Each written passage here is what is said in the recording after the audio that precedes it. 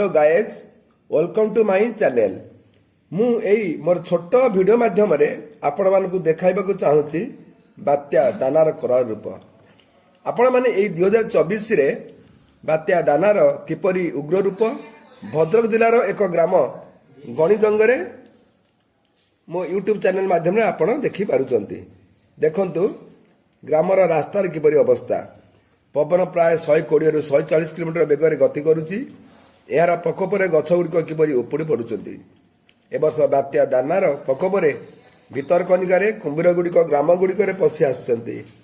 भगवानकर एपरि विचित्र लीला गरीब श्रेणी लोकंकु आहुरी गरीब कर फल आम राज्यर अर्थनीति उपरे सख्त प्रभाव पड़ुची।